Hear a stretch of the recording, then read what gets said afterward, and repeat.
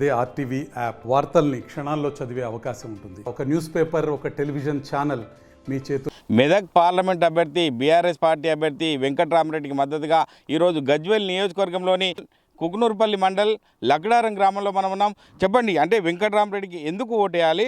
మీరు ఎట్లా ఉంది ప్రచారం చూసుకున్నట్టయితే? వెంకట్రామరెడ్డికి ఎందుకు ఓటేయాలంటే, గతంలో కేసీఆర్ గారు ఈ గజ్వేల్ నియోజకవర్గానికి ఎమ్మెల్యేగా ఉండి ఈ రాష్ట్రానికి ముఖ్యమంత్రిగా ఉన్నటువంటి వ్యక్తి. ఈ రాష్ట్రాన్ని ఏ విధంగా అయితే అభివృద్ధి చేసిండో అభివృద్ధి పనులను, గతంలో చేసినటువంటి అభివృద్ధి పనులను చూసి ఓటేయాలని చెప్పి ఈరోజు మేము ప్రజలకు అడుగుతూ ఉన్నాం. మరి అనేక సంక్షేమ కార్యక్రమాలు తీసుకొచ్చి పేద బడుగు బలహీన వర్గాల కోసం కృషి చేసినటువంటి గౌరవ మాజీ ముఖ్యమంత్రి వర్యులు కేసీఆర్ గారు అధికారం దిగిన తర్వాత ఏదైతే 420 హామీలు ఇచ్చినటువంటి కాంగ్రెస్ ప్రభుత్వం ఏ ఒక్క హామీని కూడా ప్రజలకు ఇచ్చినటువంటి హామీలను నెరవేర్చకుండా ప్రజలను మోసం చేస్తూ ఉన్నారు. మేము ప్రజలలోకి వెళ్ళినప్పుడు వాళ్ళే చెప్తా ఉన్నారు 420 హామీలు ఇచ్చారు, ఏ ఒక్క హామీ కూడా ఈ ప్రభుత్వం నెరవేర్చలేనటువంటి పరిస్థితిలో ఉన్నది. కాబట్టి ఆ విషయాలను మేము ప్రజలకు వివరిస్తూ ఉన్నాం. ఈ పార్లమెంట్ ఎన్నికలలో తెలంగాణ ఉద్యమానికి పురిటిగడ్డ అయినటువంటి ఉమ్మడి మెదక్ జిల్లా ఏదైతే ఉందో మరొక్కసారి తెలంగాణ పౌరుషాన్ని చాటి చెప్పాల్సినటువంటి అవసరం ఉన్నది. ఎందుకంటే మరి ఆంధ్ర నుంచి మనం విడిపోయిన తర్వాత తెలంగాణ అన్ని రంగాలలో కూడా కార్మికులు, కర్షకులు, రైతులు అందరి కోసం కృషి చేసినటువంటి వ్యక్తి.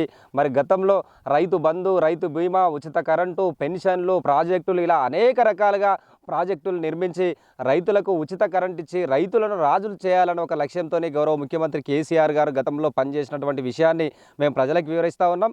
420 హామీలు ఇచ్చి ఆ హామీలను నెరవేర్చమంటే రోజుకొక విషయాన్ని తెరపైకి తీసుకువచ్చి మరి హామీల నుంచి తప్పించుకొని ప్రజలను మరొకసారి మభ్యపెట్టే విధంగా ఈ ప్రభుత్వం కృషి చేస్తూ ఉంది. ఓకే, అంటే గజ్వేల్ నియోజకవర్గంలో ఇప్పటికే చూసుకున్నట్టయితే మొన్నటిసారి చూసుకున్నట్టయితే మడుపు భూమిరెడ్డితో పాటు చిట్టి దేవేందర్ రెడ్డి, చిట్టి మాధురి కూడా వెళ్ళిపోవడం జరిగింది. ఎందుకు ఇట్లా వలసలుగా కాంగ్రెస్ పార్టీలోకి వెళ్తున్నారని అనుకోవచ్చు? మడుపు భూమిరెడ్డి కాదు ఆయన పేరు, మాడుపు భూమిరెడ్డి. ఆయన ఉన్నన్ని రోజులు ఏ పరిస్థితి ఉందనేది గజ్వేల్ నియోజకవర్గ ప్రజలకు తెలుసు. ఎందుకంటే ఆయన ఉద్యమకారునిగా పేరు చెప్పుకున్నాడు తప్పితే ఆయన చేసింది ఏమీ లేదు. తెలంగాణ ఉద్యమం కోసం పనిచేసినటువంటి నాయకులకు, కార్యకర్తలకు పదవులు రాకుండా అడ్డుకొని వాళ్ళే పదవులు అనిపించినటువంటి వ్యక్తి మడుపు భూమిరెడ్డి అనే వ్యక్తి. ఒక జెడ్పీటీసీగా ఓడిపోయినటువంటి వ్యక్తి. జెడ్పీటీసీగా బీఆర్ఎస్ పార్టీ టికెట్ ఇస్తే జెడ్పీటీసీగా ఓడిపోతే కేసీఆర్ గారు పిలిచి రాష్ట్ర హౌసింగ్ కార్పొరేషన్ చైర్మన్ ఇచ్చిన ఒక జెడ్పీటీసీగా ఓడిపోయినటువంటి వ్యక్తికి ఈరోజు ఆ వ్యక్తి కేసీఆర్ గారి మీద మాట్లాడుతూ ఉంటే ఆకాశంపై ఉమ్మేసినట్టుగా ఉంది. మరికొంతమంది పార్టీలు మారుతూ ఉన్నారంటే తెలుగుదేశం అధికారంలో ఉంటే తెలుగుదేశంలో ఉన్నారు, గతంలో కాంగ్రెస్ పార్టీ అధికారంలో ఉంటే అప్పుడు ఉన్నారు, టీఆర్ఎస్ పార్టీ అధికారంలో ఉంటే అప్పుడు ఉన్నారు. ఈరోజు కాంగ్రెస్ పార్టీ వచ్చింది కాబట్టి వాళ్ళకి అధికారమే పరమావధిగా వాళ్ళు పనిచేస్తున్నారు తప్పితే వాళ్ళకి ప్రజల మీద ప్రేమ అనేది కాదు. వాళ్ళ పదవుల కోసం, వాళ్ళు చేసేటువంటి బిజినెస్లు కాపాడుకోవడం కోసం మాత్రమే వాళ్ళందరూ పార్టీలు మారిన తప్పితే వేరే ఉద్దేశం ఏం లేదు. మడుపు భూమిరెడ్డి విషయానికి వస్తే అసలు నేను చిన్నోన్న అయితే ఆయన కోసం ఆయన గొప్పోడు అని అనుకుంటున్నాడు. కానీ తెలంగాణ ఉద్యమానికి ఆయన చేసింది ఏం లేదు. మేము ఇక్కడ ఉన్నటువంటి ఉమ్మడి కొండపాక మండలం గజ్వేల్ నియోజకవర్గానికి సంబంధించినటువంటి నాయకులు, కార్యకర్తలు ఆయనను పెంచి పోషించుకున్నాం. మేము ఒక జెడ్పీటీసీగా ఓడిపోయినటువంటి వ్యక్తికి ఈరోజు కేసీఆర్ గారు పిలిచి ఒక హౌసింగ్ రాష్ట్ర కార్పొరేషన్ చైర్మన్ పదవిస్తే ఈరోజు కేసీఆర్ గారిని విమర్శించడం అనేది నిజంగా అది దిక్కుమాలినటువంటి విషయము. ఎందుకంటే రేపు కాంగ్రెస్ పార్టీలోకి నువ్వు వెళ్ళినావు, నీకు ఏం గౌరవం దొరుకుతుంది అనేది నీకే తెలుస్తుంది. ఇంకొక 6 నెలలు అయితే ఈరోజు పదవుల కోసం వల్ల ఏదో అధికారం లేదు, పదవులు ఇస్తారన్న ఆశతో పోయిరు తప్పితే మరి ప్రజల మీద ప్రేమ కొద్దిపోలేదు. ఓకే, అంటే గత ప్రభుత్వం 10 సంవత్సరాలు చేసిన అభివృద్ధి కాకుండా ఈ 4 నెలల్లో కాంగ్రెస్ ప్రభుత్వం వచ్చినటువంటి మీరు ప్రచారంలో ఈ యొక్క ఉపాధి హామీ కూలీలకు సంబంధించి మీరు వాళ్ళని కదిలిస్తే ఏం చెప్తున్నారు వాళ్ళు మీతో పాటు? ఇప్పుడు మేము ప్రజలకు మేము చెప్పదలుచుకున్నది ఒకటే చెప్తున్నాం. కాంగ్రెస్ ప్రభుత్వము 420 హామీలు ఇచ్చింది. ఈరోజు ఉచిత కరెంట్ ఇస్తామని చెప్పారు, కరెంటు లేదు. ఈరోజు రైతుల పరిస్థితి అగమ్య గోచరంగా తయారైంది. పొద్దునుంటే సాయంత్రం ఉండలేదు, సాయంత్రం ఉంటే పొద్దునుంటలేదు. మరి మహిళలకు 2000 రూపాయలు ఇస్తామన్నారు, అది దిక్కు లేదు. మరి ఏదైతే పెన్షన్దారులు, బీడీ కార్మికులు, ముసలోళ్ళకి ఏదైతే 2000 నుంచి 4000 ఇస్తామన్నారు, అది లేదు. వడ్లకు సంబంధించి గతంలో ఊరికి వడ్ల కొనుగోలు సెంటర్లను ఏర్పాటు చేసి రైతులకు మద్దతు ధర ఇచ్చినటువంటి కేసీఆర్ ఏదైతే ఉన్నదో మరి దానికి అదనంగా 500 రూపాయలు ఇస్తామని చెప్పిండు, అది లేదు. ఇలా అనేక రకాలుగా మరి ఈ రాష్ట్రం పైన, రాష్ట్ర ప్రజలపైన విషం చిమ్ముతా ఉన్నారు. అదే విషయాన్ని మేము ప్రజలకు వివరిస్తూ ఉన్నాం. మేము ఒకటే అడుగుతున్నాం, ప్రజలకు ఏం విజ్ఞప్తి చేస్తున్నామంటే వాళ్ళు 100 రోజులలో మా ప్రభుత్వం రాగానే 100 రోజులలో 420 హామీలు నెరవేర్స్తామని చెప్పినటువంటి ప్రభుత్వం ఏదైతే ఉందో ఏ ఒక్క హామీ కూడా నెరవేర్చలేదు. కాబట్టి కేసీఆర్ గారికి ఓటేస్తామని చెప్పి ప్రజలే చెప్తా ఉన్నారు. ఇవాళ రాజకీయ రాజకీయ లబ్ధి కోసం చేస్తున్నటువంటి కాంగ్రెస్ పార్టీ ఏదైతే ఉన్నదో ఖచ్చితంగా ఈ పార్లమెంట్ ఎన్నికలలో మరొకసారి తెలంగాణ ఉద్యమానికి సంబంధించినటువంటి ఉమ్మడి మెదక్ జిల్లా పౌరుషాన్ని ఈ ప్రజలు చూపిస్తారు. ఖచ్చితంగా మెదక్ పార్లమెంట్ అభ్యర్థి భారీ మెజార్టీ గెలిపించడంలో భాగంగా మా నియోజకవర్గానికి సంబంధించినటువంటి కార్యకర్తలు నాయకులు అందరూ కూడా పనిచేస్తూ ఉన్నారు. ప్రజలలో కూడా చాలా మంచి స్పందన వస్తూ ఉంది. ఓకే, అంటే ఇప్పుడున్న కాంగ్రెస్ పార్టీ ఇచ్చిన గ్యారంటీల విషయంలో చూసుకున్నట్టయితే మీరు ఈ యొక్క కొండపాక మండలానికి సంబంధించి నియోజకవర్గ ప్రజలకు మీరు ఏం రిక్వెస్ట్ చేస్తారు? చివరగా మేము ఒకటే అడుగుతున్నాం, రైతు బంధు ఏదైతే ఉందో రైతు బంధు ఇచ్చినటువంటి కేసీఆర్ గారు ఈరోజు 5,000 రూపాయలు 6,000 రూపాయలు ఉన్నటువంటి దాన్ని 10,000 రూపాయలు రైతు బంధు ఇస్తా అన్నాడు.